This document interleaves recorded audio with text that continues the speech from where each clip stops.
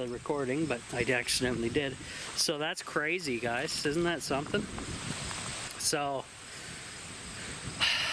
hopefully 2 days was enough for that to dry out. I'm assuming it was, because before I started, I pushed in on the PVC outer layer that I was showing you guys, and it would go flush to the wood, obviously inside, and I could see how dry the wood was in there, and the majority of it was dried out. So any little moisture in there will probably dry out over time, and then I won't have issues with the walls rotting out in the tiny house, right? That's kind of important, I would think. But yeah, pretty happy that I got that solved, because I wasn't exactly sure where that water was getting in at. And yeah, I don't like that. That's nasty. So we got a real nice, awesome, breezy, sunny, just perfect day. Humidity's not very high at all, and it's nice and windy, or breezy. It's not real windy, it's just nice. And that should dry that silicone up very quickly, because when I was spreading it, actually, it was almost cured as is there already. So not too shabby there.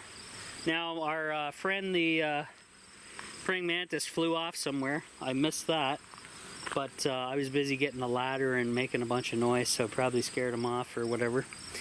I'm not exactly sure where he went, or if they do fly, but I'm assuming they do, unless he crawled into the bottom of the tiny house here. No. So other thing I want to tell you guys, guess what? I told my Patreon members live when I actually did it, but you guys don't get to see that unless you become a Patreon member. And I'll just cut to the chase. I ordered my very first lithium battery. It is fully ready to go. Has the BMS, free shipping. I didn't have to worry about any type of crazy shipping, because it's the super safe type lithium battery, LiPo4 technology. And it's coming from a Canadian solar company, which is awesome, out of Mississauga. And I got a $5 thing off from eBay just for being a member. And then my Patreon members, I kind of saved the Patreon money up, the majority of it, and that paid for half of this purchase. So after taxes came to $1,100. So not too shabby. It's expensive for a battery, I know. Now it's a 12 volt, 100 amp hour lithium battery, but guys, you're gonna start screaming at me, oh, you could have bought, you know, 1 million car batteries for that and chain them together. But they're lead acid. They don't last as long as a lithium battery. The cycle life is not there. Originally, guys, remember, I friggin' put an order in for 8 deep cycle AGM batteries. The store I went to never phoned me back. Maybe they thought I was joking with them, but I guess they want to lose out on money, so there you go. Never got a call back that they were in, and that's ridiculous. So I said, well, if you're going to treat me like that, and then why am I going to spend any money with you guys? So I said scrap that, and I went full lithium. Now I asked before I bought, guys. I insured and read all the specs on this thing and asked them for sure. Confirmation. It does have the low temperature cutoff protection, and that is utmost important, guys. If you guys are going to think about going lithium, you have to have a BMS installed on that thing that has the low temperature cutoff protection. Now he's claiming negative 20 degrees Celsius is the low temperature cutoff line. So I hope that's correct. It's built in to this battery system. So basically all I have to do is hook it up to the MPPT, the big MPPT charge controller in the front of the tiny house. And before I activate the solar to power it, I have to go through the options and heavily program the MPPT charge controller so it is set for lithium. Now, I believe that controller doesn't have the lithium option on there, but if you set it for gel or set it for custom, you can run me the numbers. Now, if Bobby's Solar Homestead and or High Tech Guy 18 writes in the comment of this video what the voltage and all the settings should be coming in, that would be wonderful. Now, a little background on it. It's 600 watt monocrystalline solar panels wired in series, so it will be coming in at a high voltage into the MPPT charge controller, and the MPPT charge controller is basically maxed out then, and will convert that automatically down to 12 volt via its onboard computer settings and whatever. But the lithium also has the BMS installed that I just talked about, that covers overcharge protection, undercharge, all that as well. But we want to get it right on the MPPT charge controller because we don't want to be screwing around and damaging an expensive battery like that.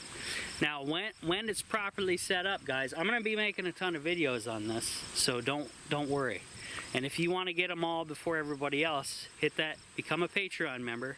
It's $1 a month. It helps me out, get further along with my project here. Helps me be able to move in full time finally. Because now you guys are going to say, oh, well, I thought you were selling it. I thought I was too, because I had these people come out of nowhere and offer me money to buy it. They came out and looked, but then didn't go anywhere. So either that's a scam or... And then I had more people contact me, and those were definitely scams because the people never showed up. And that was really pissing me off. So what I did in the... what I started telling people is, you want to take a look? $5 charge per tour, per person. And most people aren't going to do that unless they're super serious. Because what's $5 if you're going to give me 20 grand, right? Because that's, that would be my bare minimum, 20 grand for this thing. Because half of that's just the solar stuff. And then the other half is just, you know, my free labor and the insulation and whatever, the rest of the items in there. So just wanted to give you guys that quick update about the off-grid tiny house here. So yeah, lots of videos to come though, guys, so don't worry about that. We're going to shoot a bunch. And now I believe I told you guys before that I wasn't really expecting to buy the battery this year because of we're going into the winter season, the fall, and shortly, it's September's just around the corner here now. We're at the end of August, and this weather's awesome, by the way.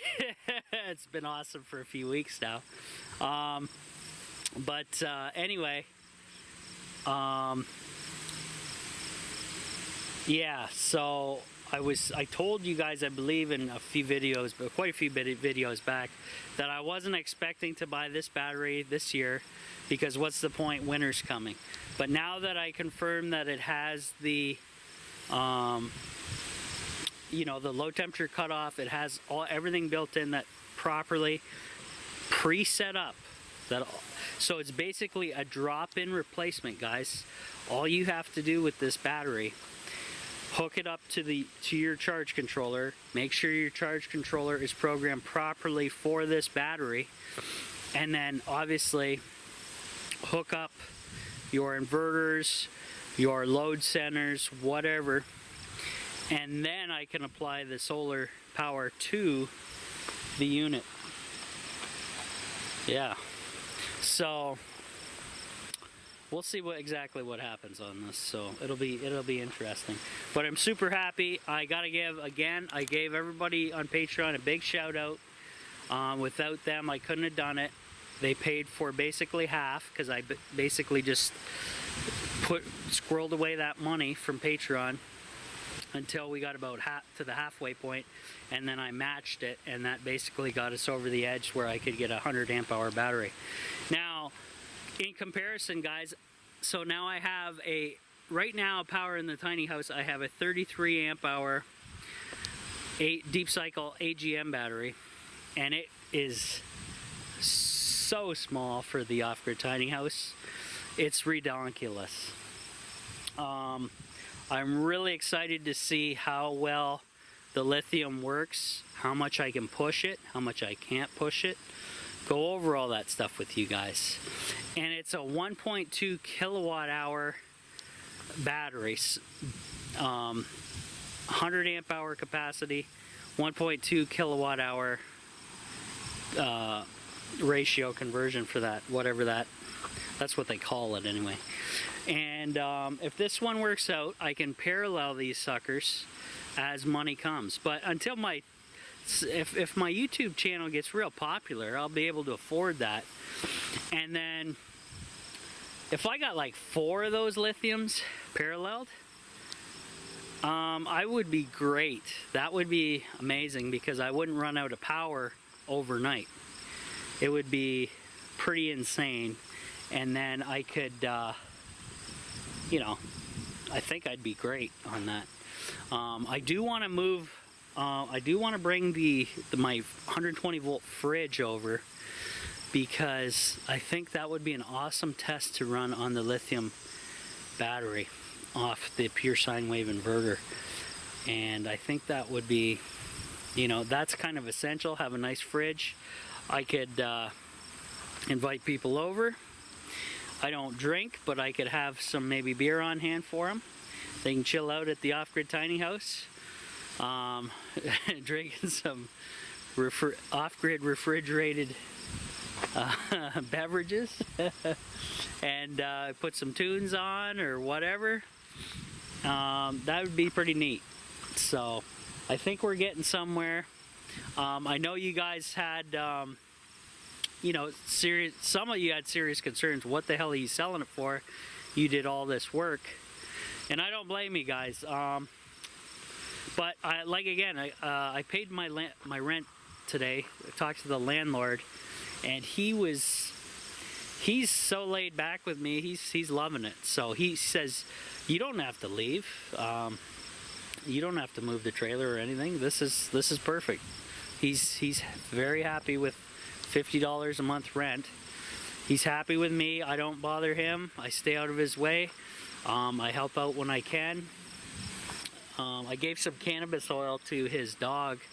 His dog had issues, medical issues, and I gave him the like a butter, cannabis oil butter, and hell, the dog's doing great now. So I don't know. And you know, that's kind of just charity stuff. Like, I'm not charging for this stuff, so, because I don't want to go to jail. That's not what it's about. So you know, I'm just helping him out in his time of need, type of thing. And there you go.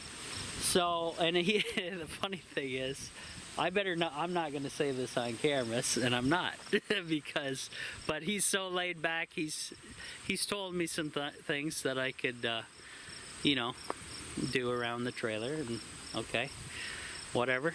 I'll keep that a mystery for you guys to guess that. But yeah, so I got to put this ladder away, and then I got to go inside the tiny house. Haven't even gotten in yet.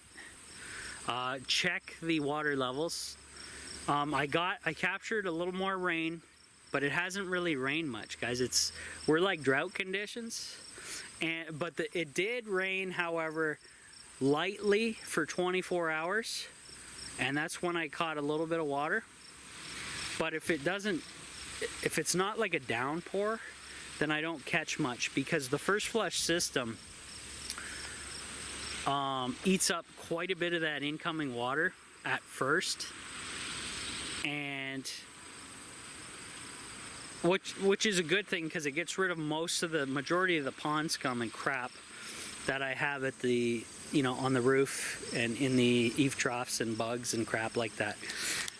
And then the rest goes through my new rain harvesting system that I absolutely love. Now I have some awesome followers here on YouTube, mostly in the prepper category. They're like, well, why don't you just plumb it into the totes? And I'm like, yeah, you're absolutely right. And I did that. And but obviously I did it, like, when you guys see my videos online, I'm like weeks to months ahead of when I've done something. Unless you're a Patreon member, then you get to see me live, up to date.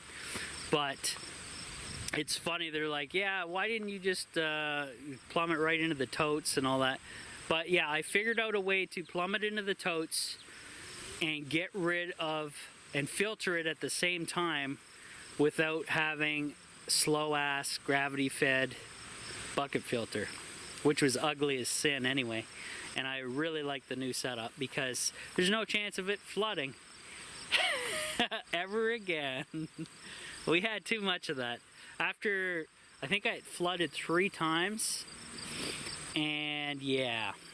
And then some of that went into the composting toilet, which is supposed to be a waterless toilet. So I had some nasty going on the floor, if you could imagine. I was making compost tea and I didn't even know I was. And it was nasty, guys. So just yeah, let's not go there again, right? And actually, on the last time it flooded, there was a little bit of water in there. So what all I did was I loaded the composting toilet up with about 10 giant scoops of peat moss and stirred it all in. That way the moisture would be absorbed by the peat moss and the composting would restart once again. So that's how I solved that issue. But anyway, guys, I will see you indoors.